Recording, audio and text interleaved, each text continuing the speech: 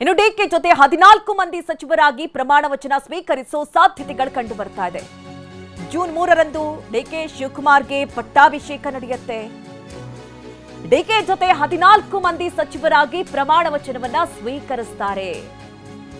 ಆ ಸಂಭಾವ್ಯ ಸಚಿವರ ಪಟ್ಟಿ ಟಿವಿ9ಗೆ ಲಭ್ಯವಾಗಿದೆ. ಯಾರ್ಯಾರು ಸಚಿವ ಸಂಪುಟವನ್ನ ಸೇರ್ತಾರೆ, ಯಾರ್ಯಾರು ಜೂನ್ 3ನೇ ತಾರೀಕು ಡಿಕೆ ಶಿವಕುಮಾರ್ ಅವರ ಜೊತೆಯಲ್ಲಿ ಪ್ರಮಾಣ ವಚನವನ್ನ ಸ್ವೀಕರಿಸುತ್ತಾರೆ. ಕೆಜೆ ಜಾರ್ಜ್, ಪರಮೇಶ್ವರ್, ಪ್ರಿಯಾಂಕ್ ಖರ್ಗೆ, ಲಕ್ಷ್ಮಿ ಹೆಬ್ಬಾಳ್ಕರ್ ಅಥವಾ ಎಂಬಿ ಪಾಟೀಲ್, ರೂಪಾ ಶಶಿಧರ್, ಸತೀಶ್ ಜಾರಕಿಹೊಳಿ, ಯತೀಂದ್ರ, ಜಮೀರ್, ಚಲುವರಾಯಸ್ವಾಮಿ, ಭೈರತಿ ಸುರೇಶ್, ಯುಟಿ ಖಾದರ್, ಕೃಷ್ಣ ಬೈರೇಗೌಡ, ದಿನೇಶ್ ಗುಂಡೂರಾವ್, ಹ್ಯಾರಿಸ್ಗೆ ಸಚಿವ ಸ್ಥಾನ ಸಿಗೋ ಸಾಧ್ಯತೆಗಳಿದೆ. ಇದು ಸಂಭಾವ್ಯ ಸಚಿವರ ಪಟ್ಟಿಯನ್ನ ನೀವು ನೋಡ್ತಾ ಇದ್ದೀರಿ. ಯಾರ್ಯಾರಿಗೆ ಈ ಬಾರಿ ಸಚಿವ ಸಂಪುಟದಲ್ಲಿ ಚಾನ್ಸ್ ಸಿಗಬಹುದು. ಕೆಲವೊಂದಿಷ್ಟು ಜನ ಹಿಂದೆ ಇದ್ದಂತಹ ಸಚಿವರನ್ನೇ ಮುಂದುವರಿಸುವಂತಹ ನಿಟ್ಟಿನಲ್ಲಿ ಪ್ಲಾನ್ಗಳು ಕೂಡ ನಡೆದಿದೆ ಅನ್ನೋದು ಗೊತ್ತಾಗ್ತಾ ಇದೆ. ಕೆಲವೊಂದಿಷ್ಟು ಹೊಸ ಮುಖಗಳಿಗೂ ಕೂಡ ಮಣೆ ಹಾಕಲಾಗುತ್ತೆ. ಸಚಿವಗಿರಿ ಜೊತೆಗೆ ಮತ್ತೊಂದೆಡೆ ಸ್ಪೀಕರ್ ಸ್ಥಾನಕ್ಕೆ ಪೈಪೋಟಿ ನಡೀತಾ ಇದೆ. ಹೊಸ ಸರ್ಕಾರ ರಚನೆ ವೇಳೆ ಸ್ಪೀಕರ್ ರೇಸ್ ಕೂಡ ಜೋರಾಗಿದೆ. ಸ್ಪೀಕರ್ ಸ್ಥಾನದ ರೇಸ್ನಲ್ಲಿ 2 ಪ್ರಮುಖ ಹೆಸರುಗಳು ಕೇಳಿ ಬರ್ತಾ ಇದೆ. ಒಂದು HK ಪಾಟೀಲ್ ಹಾಗೆ ಮಹದೇವಪ್ಪ. ಈ 2 ಹೆಸರುಗಳ ಪ್ರಸ್ತಾಪವಾಗಿದೆ. ಅನುಭವದ ಆಧಾರದ ಮೇಲೆ ಮಹದೇವಪ್ಪ ಹೆಸರು ಮುಂಚೂಣಿಯಲ್ಲಿದೆ. ನೋಡಿ, ಈಗ ಒಂದು ಕೆಪಿಸಿಸಿ ಅಧ್ಯಕ್ಷ ಸ್ಥಾನ, ಇನ್ನೊಂದು ಕಡೆ ಸಚಿವರಾಗಿ ಯಾರ್ಯಾರನ್ನ ಆಯ್ಕೆ ಮಾಡಬೇಕು ಆ ಕಸರತ್ತು, ಅದರ ಜೊತೆಯಲ್ಲಿ ಸ್ಪೀಕರ್ ಯಾರಾಗ್ತಾರೆ ಅನ್ನುವಂಥ ವಿಚಾರದಲ್ಲಿ ಕುರಿತಂತೆ ಬಹಳ ದೊಡ್ಡ ಮಟ್ಟದ ಚರ್ಚೆ ಆಗ್ತಾ ಇದೆ. ನೋಡಿ, ಇನ್ನು ಡಿಕೆ ಶಿವಕುಮಾರ್ ಅವರ ಜೊತೆಯಲ್ಲಿ ಯಾರೆಲ್ಲ ಸಚಿವರಾಗಿ ಪ್ರಮಾಣ ವಚನವನ್ನ ಸ್ವೀಕರಿಸುತ್ತಾರೆ, 14 ಮಂದಿಯ ಹೆಸರು ಸಂಭಾವ್ಯ ಸಚಿವರ ಪಟ್ಟಿ ಈಗ ಟಿವಿ9ಗೆ ಲಭ್ಯವಾಗಿರೋದು. ಯಾರ್ಯಾರೆಲ್ಲ ಇದ್ದಾರೆ ಆ ಪಟ್ಟಿಯಲ್ಲಿ? ಕೆಜೆ ಜಾರ್ಜ್, ಪರಮೇಶ್ವರ್, ಪ್ರಿಯಾಂಕ್ ಖರ್ಗೆ, ಲಕ್ಷ್ಮಿ ಹೆಬ್ಬಾಳ್ಕರ್ ಅಥವಾ ರೂಪಾ ಶಶಿಧರ್, ಎಂಬಿ ಪಾಟೀಲ್, ಸತೀಶ್ ಜಾರಕಿಹೊಳಿ, ಯತೀಂದ್ರ, ಜಮೀರ್ ಅಹಮದ್ ಖಾನ್, ಚಲುವರಾಯಸ್ವಾಮಿ, ಭೈರತಿ ಸುರೇಶ್, ಯುಟಿ ಖಾದರ್, ಕೃಷ್ಣ ಬೈರೇಗೌಡ, ದಿನೇಶ್ ಗುಂಡೂರಾವ್ ಹಾಗೆ ಹ್ಯಾರಿಸ್ ಇವರಿಗೆ ಸಚಿವ ಸ್ಥಾನ ಲಭಿಸಬಹುದು. ಹೆಚ್ಚಿನ ಸಾಧ್ಯತೆಗಳಿದೆ ಅಂತಲೇ ಹೇಳಲಾಗ್ತಾ ಇದೆ. ನೋಡಿ, ಸಂಭಾವ್ಯ ಸಚಿವರ ಪಟ್ಟಿಯನ್ನು ಕೂಡ ನಾವು ಗಮನಿಸ್ತಾ ಇದ್ದೀವಿ. ಯಾವಾಗ ಡಿಕೆ ಶಿವಕುಮಾರ್ ಅವರು ಸಿಎಂ ಆಗಿ ಪಟ್ಟವನ್ನ ಅಲಂಕರಿಸ್ತಾರೆ ಆ ಬಗ್ಗೆ ಪ್ರಶ್ನೆ ಇತ್ತು. ಈಗ ಅದಕ್ಕೆ ಕ್ಲಾರಿಟಿ ಸಿಕ್ಕಿದೆ. ಜೂನ್ 3ರಂದು ಬುಧವಾರ ಸಂಜೆ 5:15ಕ್ಕೆ ಈ ಬಗ್ಗೆ ಹೆಚ್ಚಿನ ಡೀಟೇಲ್ಸ್ ಅನ್ನ ನೀಡ್ತಾರೆ ನಮ್ಮ ಪ್ರತಿನಿಧಿ ಪ್ರಮೋದ್. ನೇರ ಸಂಪರ್ಕದಲ್ಲಿ ನಮ್ಮನ್ನ ಜಾಯ್ನ್ ಆಗ್ತಾ ಇದ್ದಾರೆ. ಪ್ರಮೋದ್, ಈಗ 14 ಮಂದಿ ಕೂಡ ನೂತನ ಸಿಎಂ ಜೊತೆಯಲ್ಲಿ ಪ್ರಮಾಣ ವಚನವನ್ನ ಸ್ವೀಕರಿಸ್ತಾರೆ ಅಂತ ಹೇಳಲಾಗ್ತಾ ಇದೆ. ಅದರ ಸಂಭಾವ್ಯ ಪಟ್ಟಿಯನ್ನ ಕೂಡ ನಾವು ಗಮನಿಸ್ತಾ ಇದ್ದೀವಿ. ಯಾರ್ಯಾರೆಲ್ಲ ಲಿಸ್ಟ್ ಅಲ್ಲಿ ಇದ್ದಾರೆ, ಅವರಿಗೆ ಸಿಗೋದು ಖಚಿತನಾ, ಹೇಗೆ ಪ್ರಮೋದ್?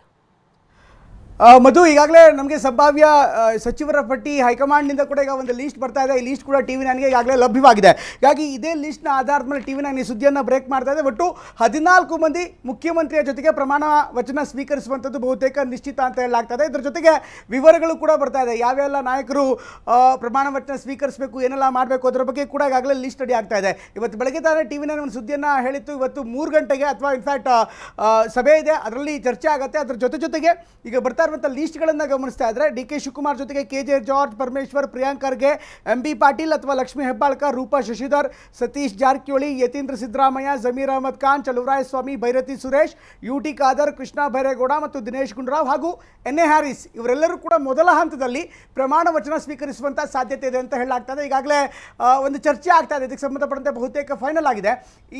ಈ ಒಂದು ಲೀಸ್ಟಿಗೆ ಏನಾದರೂ ಶಾರ್ಟ್ ಕಷ್ಟ ಆದರೆ ಈಗ 12ರಿಂದ 14 ಜನ ಈಗ ಪ್ರಮಾಣ ವಚನ ತೆಗೆದುಕೊಳ್ಬೇಕು ಅನ್ನುವಂಥದ್ದು ಒಂದು ಚರ್ಚೆ ಇರುವಂಥದ್ದು, ಅಥವಾ ಮುಂದಿನ ಹಂತದಲ್ಲಿ ಕೇವಲ 6ರಿಂದ 8 ಜನ ಮಾತ್ರ. ಕಳೆದ ಬಾರಿ 6 ಜನ ಸಚಿವರ ಜೊತೆಗೆ ಮುಖ್ಯಮಂತ್ರಿ, ಉಪಮುಖ್ಯಮಂತ್ರಿ ಪ್ರಮಾಣ ವಚನವನ್ನು ಸ್ವೀಕರಿಸಿದ್ರು. ಹೀಗಾಗಿ ಈ ಬಾರಿ ಏನಾದರೂ ಕೂಡ ಅದೇ ಮಾದರಿಯನ್ನು ಮಾಡಿದ್ರೆ ಕೆಲವರ ಹೆಸರನ್ನು ಕೈಬಿಟ್ಟು ಮುಂದಿನ ಹಂತದಲ್ಲಿ ಅವರನ್ನು ಪ್ರಮಾಣ ವಚನ ಸ್ವೀಕರಿಸುವಂಥ ಸಾಧ್ಯತೆ ದಟ್ಟವಾಗಿದೆ. ಹೀಗಾಗಿ ಈ ಲೀಸ್ಟ್ನಲ್ಲಿರುವಂಥ ಹೆಸರು ಬಹುತೇಕ ಪಕ್ಕಾ ಆಗಿರೋ ಬಗ್ಗೆ ನಮಗೆ ಮಾಹಿತಿ ಲಭ್ಯವಾಗ್ತಾ ಇದೆ. ನಿರಂತರವಾಗಿ ನಾವು ಟಿವಿ9 ಈ ಸುದ್ದಿಯನ್ನು ಟ್ರ್ಯಾಕ್ ಮಾಡ್ತಾ ಇದ್ವಿ. ಮೊದಲಿಂದಲೂ ಕೂಡ ಡೇ 1 ಯಾವಾಗ ಸಿದ್ದರಾಮಯ್ಯನವರಿಗೆ ಬುಲಾವ್ ಬಂತು, ಬುಲಾವ್ ಬಂದ ದಿನದಿಂದಲೂ ಕೂಡ ಟಿವಿ9 ಅತ್ಯಂತ ನಿಖರವಾಗಿ ನೇರವಾಗಿ ಸ್ಪಷ್ಟವಾಗಿ ಯಾವುದೇ ಗೊಂದಲಗಳಿಲ್ಲದೆ ಯಾವುದೇ ಕೆಸರೆರಚಾಟ ಮಾಡದೆ ಗಾಳಿ ಸುದ್ದಿಯನ್ನು ಹರದೆ ಇರುವಂಥ ಸುದ್ದಿಯನ್ನು ಮೊಟ್ಟ ಮೊದಲಿಗೆ ನಾವು ಬ್ರೇಕ್ ಮಾಡ್ತಾ ಇದ್ವಿ. ಹೀಗಾಗಿ ಈಗಲೂ TV9 ಬ್ರೇಕ್ ಮಾಡ್ತಾ ಇದೆ, ಸ್ಪಷ್ಟವಾದಂಥ ಮಾಹಿತಿ ಇದೆ. ಈಗಾಗಲೇ ಯಾರ್ಯಾರು ಸಂಭಾವ್ಯರ ಪಟ್ಟಿ ಇದೆ ಆ ಸಂಭಾವ್ಯರ ಪಟ್ಟಿಯನ್ನು TV9 ಈಗ ನಿಖರವಾಗಿ ಮತ್ತೊಮ್ಮೆ ನಿಮ್ಮ ಮುಂದೆ ಇಡ್ತಾ ಇದೆ. ಇದೆಲ್ಲದರ ಜೊತೆಗೆ ಈಗಾಗಲೇ ಮಾಹಿತಿಗಳು ಕೂಡ ಬರ್ತಾ ಇದೆ. ಒಂದು ಸುತ್ತಿನ ಮಾತುಕತೆ ಆಗುತ್ತೆ, CLP ಸಭೆ ಆದ ಬಳಿಕ ಒಂದು ಸುತ್ತಿನ ಮಾತುಕತೆ ಆಗುತ್ತೆ. ಅಫ್ಕೋರ್ಸ್ CM ಇನ್ಫ್ಯಾಕ್ಟ್ ಇರುವಂಥ ಸಿದ್ದರಾಮಯ್ಯನವರು ಹಾಗೂ DCM DK ಶಿವಕುಮಾರ್ CLP ಆದ ಬಳಿಕ ಮತ್ತೆ ದೆಹಲಿಗೆ ಹೋಗುವಂಥ ಸಾಧ್ಯತೆ ಇದೆ. ದೆಹಲಿಯಲ್ಲಿ ಮತ್ತೊಂದು ಸುತ್ತಿನ ಮಾತುಕತೆ ಆಗುತ್ತೆ. ಅದರಲ್ಲೂ ಈ ಒಂದು ಪಟ್ಟಿಯೇನಿದೆ, ಸಿಕ್ಕಿರುವಂಥ ಪಟ್ಟಿ ಸಂಭಾವ್ಯ ಪಟ್ಟಿಯಲ್ಲಿ ಹೆಸರು ಸೇರ್ಪಡೆ ಆಗುತ್ತಾ, ಡಿಲೀಷನ್ಸ್ ಆಗುತ್ತಾ, ಮತ್ತೊಂದು ಸುತ್ತಿನ ಮೀಟಿಂಗ್ ಆದ ಬಳಿಕ ಸ್ಪಷ್ಟವಾಗಿ ನಮಗೆ ಮಾಹಿತಿ ಸಿಗುತ್ತೆ. ಬಟ್ ಒಂದಂತೂ ಸತ್ಯ, ಈಗ 14 ಮಂದಿ ಮುಖ್ಯಮಂತ್ರಿಯ ಜೊತೆಗೆ ಪ್ರಮಾಣ ವಚನ ಸ್ವೀಕರಿಸುವಂತ ಸಾಧ್ಯತೆ ಈ ಒಂದು ಕ್ಷಣಕ್ಕೆ ವರದಿ ಆಗ್ತದೆ. ಈ ಒಂದು ಸಂಪರ್ಕದಲ್ಲಿ ಎಸ್ ರಾಜಕೀಯ ಸುದ್ದಿಯ ಹೆಡ್ ಕ್ವಾರ್ಟರ್ಸ್ TV9. ಪ್ರತಿ ರಾಜಕೀಯ ಸುದ್ದಿ TV9 ನಿಂದಲೇ ಬ್ರೇಕ್ ಆಗ್ತಾ ಇದೆ. TV9 ಬ್ರೇಕ್ ಮಾಡಿದಂತಹ ಸುದ್ದಿಯನ್ನ ಫಾಲೋ ಮಾಡಿದ್ದಾರೆ ಇತರರು. ರಾಜಕೀಯ ಸುದ್ದಿಗಳ ಬಗ್ಗೆ ಖಚಿತ ಮಾಹಿತಿಯನ್ನ ನೀಡಿದೆ TV9. ರಾಜಕೀಯ ಬೆಳವಣಿಗೆಗಳ ಬಗ್ಗೆ TV9 ಪಕ್ಕಾ ಮಾಹಿತಿಯನ್ನ ನೀಡ್ತಲೇ ಬಂದಿದೆ. ಯಾವುದೇ ದೊಡ್ಡ ಬೆಳವಣಿಗೆ ನಡೆದ್ರೂ ಕೂಡ TV9 ನಲ್ಲೇ ಅದನ್ನ ನೀವು ಫಸ್ಟ್ ನೋಡಬಹುದು. ಸಿದ್ದರಾಮಯ್ಯ ರಾಜೀನಾಮೆ ಬಗ್ಗೆ ಪಕ್ಕಾ ಮಾಹಿತಿಯನ್ನ TV9 ಬಿತ್ತರಿಸುತ್ತಲೇ ಇತ್ತು. DKಶಿ ಸಿಎಂ ಅಂತ ಹೇಳಿ ಪಕ್ಕಾ ಸುದ್ದಿ ಪ್ರಸಾರ ಮಾಡಿದ್ದು TV9. DKಶಿ ಪ್ರಮಾಣ ವಚನದ ಬಗ್ಗೆ TV9 ನಲ್ಲಿ ಪಕ್ಕಾ ಮಾಹಿತಿಯನ್ನ ನೀಡಲಾಗಿತ್ತು. ಬುಧವಾರವೇ ಪ್ರಮಾಣ ವಚನ ಅಂತ ಹೇಳಿ ಈಗಲೂ ಕೂಡ TV9 ಮಾಹಿತಿಯನ್ನ ನೀಡ್ತಾ ಇದೆ.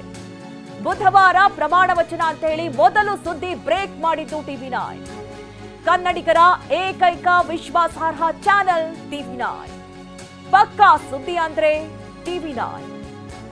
ನೋಡಿ, ಯಾವಾಗ ಸಿದ್ದರಾಮಯ್ಯ ಹಾಗೆ DK ಶಿವಕುಮಾರ್ ಅವರಿಗೆ ಬುಲಾವ್ ಬಂತು, ದೆಹಲಿಗೆ ಮೀಟಿಂಗ್ ಇದೆ ಬನ್ನಿ ಅಂತ ಹೇಳಿ, ಆಗಿನಿಂದಲೂ ನೀವು ಗಮನಿಸಬಹುದು TV9 ನಲ್ಲಿ ಬರ್ತಾ ಇರುವಂತಹ ಬಿತ್ತರಿಸ್ತಾ ಇರುವಂತಹ ಸುದ್ದಿಗಳನ್ನ. ಪಕ್ಕಾ ಮಾಹಿತಿಯನ್ನ ಇದೇ ರೀತಿ ಆಗ್ತಾ ಇದೆ. ಈ ವಿಚಾರದ ಕುರಿತಂತೆಯೇ ಸಭೆ ನಡೀತಾ ಇದೆ. ಇಷ್ಟೊತ್ತಿಗೆ ಆ ವಿಚಾರವನ್ನ ಹೈಕಮಾಂಡ್ ತಿಳಿಸುತ್ತೆ. ಮತ್ತೆ ಈ ಸಮಯದಲ್ಲೇ 28ಕ್ಕೆ ಸಿದ್ದರಾಮಯ್ಯ ಅವರು ರಾಜೀನಾಮೆಯನ್ನ ನೀಡ್ತಾರೆ ಅಂತ ಹೇಳಿ TV9 ಮೊದಲೇ ಹೇಳಿತ್ತು.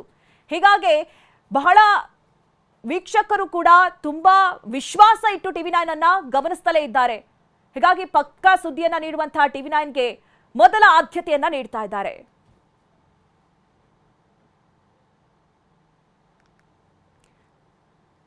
ಈ ಬಗ್ಗೆ ಹೆಚ್ಚಿನ ಮಾಹಿತಿಯನ್ನ ನೀಡ್ತಾ ಇದ್ರು ಪ್ರಮೋದ್.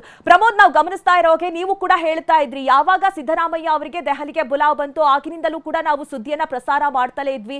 ಪಕ್ಕಾ ಸುದ್ದಿಯನ್ನ, ಸಾಧ್ಯತೆ ಇದೆಲ್ಲವನ್ನ ಕೂಡ ಬಿಟ್ಟು ಇಲ್ಲ ಪಕ್ಕಾ ಇದೇ ವಿಚಾರದಲ್ಲಿ ಚರ್ಚೆ ಆಗ್ತಾ ಇದೆ, ಇಲ್ಲ ರಾಜೀನಾಮೆಯನ್ನ ಕೊಡ್ತಾರೆ. ಈಗ ಪಟ್ಟಾಭಿಷೇಕ ವಿಚಾರದಲ್ಲೂ ಕೂಡ ಖಚಿತ ಮಾಹಿತಿಯನ್ನ ನೀಡ್ತಾ ಇದೆ TV9.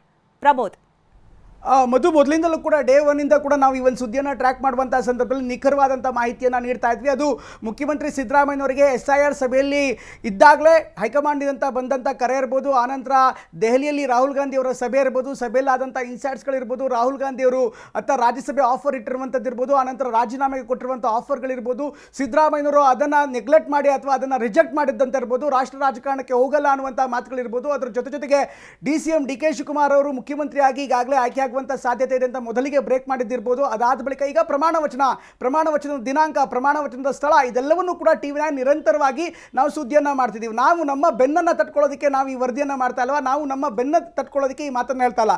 ಬದಲಾಗಿ TV9 ಒಂದು ಸ್ಪಷ್ಟವಾಗಿ ಒಂದು ಮಾಹಿತಿಯನ್ನು ನೀಡ್ತಾ ಇದೆ. ಯಾವುದೇ ಕೆಸರೆರಚಾಟ ಮಾಡಿದೆ, ಗಾಳಿ ಸುದ್ದಿಯನ್ನು ಮಾಡಿದೆ, ನಿಖರವಾಗಿ ನಮ್ಮ ಬಳಿ ಏನು ನಿಖರವಾದಂಥ ಮಾಹಿತಿ ಇದೆಯೋ, ನಿಖರವಾದಂಥ ಸುದ್ದಿ ಇದೆಯೋ ಆ ಸುದ್ದಿಯನ್ನಷ್ಟೇ ಆಗ್ತಾ ಇದ್ದೀವಿ. 40 ಜನರ ಶಾಸಕರ ಹೆಸರನ್ನು ಹಾಕಿ ಇವರೆಲ್ಲರೂ ಕೂಡ ಸಂಭಾವ್ಯ ಇರುವಂತ ನಾವು ಖಂಡಿತ ಹೇಳ್ತಾ ಇಲ್ಲ. 6-7 ದಿನಾಂಕಗಳನ್ನು ಕೊಟ್ಟು ಇಂಥ ಒಂದು ದಿನಾಂಕ ಆಗುತ್ತೆ ಅಂತ ಸುಮ್ಮನೆ ಊಹಾಪೋಹ ಮಾಡ್ತಾ ಇಲ್ಲ.